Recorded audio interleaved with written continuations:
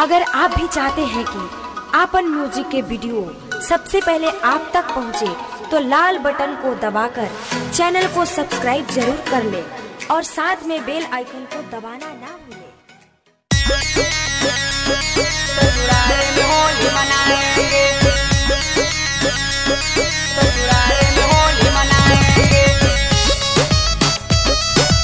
होली है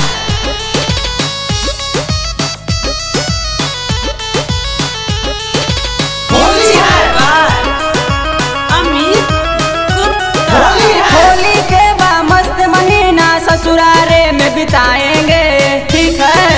होली है होली के बा मस्त महीना ससुरारे में बिताएंगे, होली है सरहद के बनावल खाएंगे, मेहरी के पास न जाएंगे, ठीक है। होली है साली को रंग लगाएंगे, ससुरारे में होली मनाएंगे, ठीक है।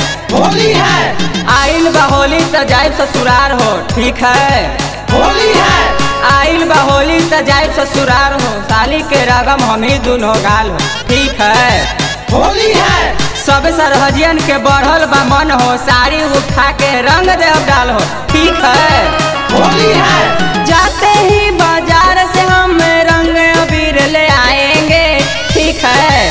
होली है जाते ही बाजार से हम रंग अबीर ले आएंगे, ठीक है। होली है सरहद के बनावल खाएंगे, मेहरी के पास न जाएंगे, ठीक है। होली है सरहद के बनावल खाएंगे, मेहरी के पास न जाएंगे, ठीक है। होली है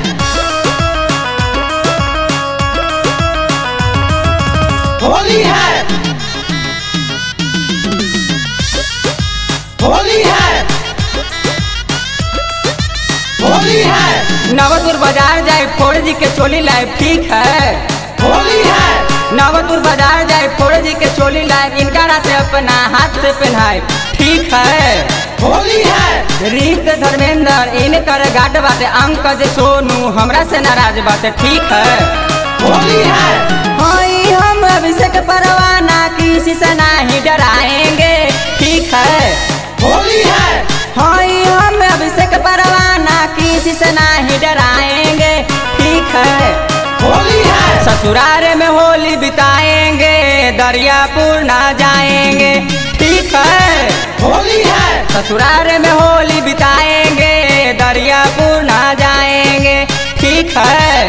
अरे मम्मी हम ससुराल में नहीं थी, नवतुर बाने गलती से बोल देनी, हाँ ठीक है।